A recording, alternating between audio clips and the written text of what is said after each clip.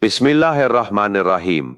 Brothers and sisters, have you ever stood watching thousands of souls moving like a living galaxy around the house of Allah? Have you ever wondered why 7, why not 3 or 5 or 10? Tonight we travel into the very heart of existence itself. We do this through the eyes of the greatest mystical intellect Islam ever produced. Muhyiddin Ibn Arabi, the Sheikh al-Akbar, the Grand Master of the esoteric sciences. The physical Kaaba, 4 walls of stone and mortar, is not what you are truly circling. Ibn Arabi in his Futuhat al-Makkiyya makes a staggering declaration. The Kaaba is the visible earthly reflection of the Bayt al-Ma'mur, the inhabited house in the 7th heaven, which is itself the reflection of the divine throne. When you perform Tawaf, you are not merely walking around a building. You are participating in the eternal rotation of all existence around its source. Every electron orbits its nucleus. Every planet circles its sun. Every galaxy spirals around its center.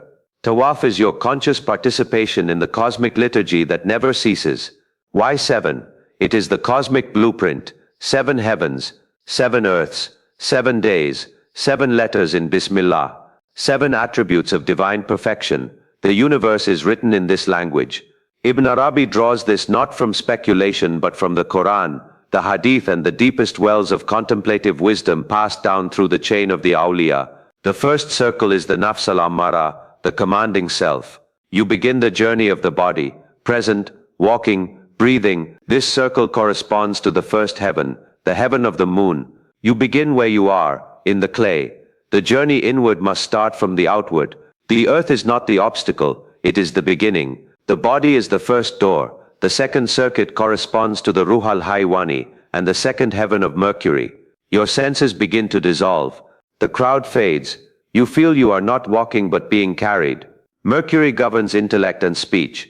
In this circle the pilgrim moves from thinking to knowing. The mind grows quiet and something deeper takes over the movement of the feet. The third circuit opens the Qalb, the spiritual heart, and the third heaven of Venus, the heaven of divine beauty Jamal. Here tears may come unbidden. Old griefs release. Venus governs love. The heart, when it glimpses the Kaaba in its true nature, recognizes its own origin. It remembers where it came from before it was placed in the chest of this body. The fourth circuit corresponds to the sun and the Sirr, the innermost secret consciousness. This is the midpoint. You stand equidistant between earth and the highest heaven. The sun illuminates without being seen itself. Here the pilgrim glimpses the Hakika, the underlying reality beneath all form. Duality begins to soften in this circuit. You and the Kaaba are not yet one, but the illusion of absolute separation begins to crack. Something ancient stirs behind the breath, behind the name you were given at birth. The fifth circuit ascends to Mars, and the attribute of divine majesty Jalal. Here awe replaces comfort. The pilgrim feels the weight of standing before something truly infinite. This is not fear, it is reverence. The Kaaba is no longer just a building, it is a portal. The fifth circle corresponds to Kafi, the hidden faculty, and it begins to stir. The sixth circuit corresponds to Jupiter and the Nafs al-Kulliya, the universal soul. Here the individual soul senses its participation in something vast and eternal and collective. You are not just one pilgrim, you are the representative of all who ever circled and all who ever will circle. Jupiter governs wisdom and prophetic intelligence. In this circle you walk with the prophets, with Ibrahim, with Ismail, with Muhammad sallallahu alaihi wasallam. Their feet walked this same ground, their hearts burned with this same ancient longing. The seventh and final circuit corresponds to Saturn, the outermost sphere, and to the Sir al-Asrar, the secret of secrets. In this circle the self dissolves entirely. The pilgrim is no longer someone who circles the Kaaba. The pilgrim has become the Tawaf itself. He who knows himself truly knows his Lord. In the seventh circle knowledge becomes direct tasting dahuk, not conceptual. You have returned to the origin from which you were cast into this world of forms and names. Tawaf moves counter-clockwise from east to west, with the Kaaba always on your left, your heart side. Ibn Arabi explains this is not mere convention or human custom. The classical Islamic cosmological model holds that the heavenly spheres rotate from east to west, as does the observable movement of the sun, the moon and all the stars. The heart must always face the divine presence.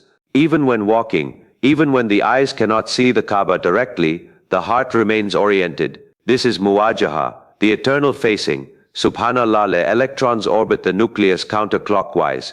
Blood circulates through the human heart in a specific vortex. Water drains counterclockwise in the northern hemisphere. The cosmos speaks one language, and Tawaf is that language made human, made sacred, made into an act of the body. The universe has always been performing this prayer without pause. Each of the 7 circles begins and ends at the Hajar al-Aswad, the black stone set in the eastern corner of the Kaaba. The Prophet ﷺ said it descended from paradise, white as milk. Ibn Arabi writes that the black stone is the Yamin Allah, the right hand of Allah on earth. When you kiss it, you are completing a covenant made before time itself existed. In the world of Arwah, the world of spirits, Allah asked, "Am I not your Lord?" And every soul answered, "Bala, yes indeed." Every tawaf renews that primordial witness. 7 times you pass the stone. 7 times you renew your witness. The black stone has absorbed the testimony of every soul that ever circled. It will speak for them on Judgment Day. Here is the most astonishing secret of all, and Ibn Arabi does not hide it. He declares it openly, for those with ears to hear. You do not need to be in Mecca to perform Tawaf. The outer Tawaf is obligatory. It is physical. It is the command of Allah, and no spiritual interpretation can replace it. But the heart has its own Kaaba. The Qalb is a house of Allah.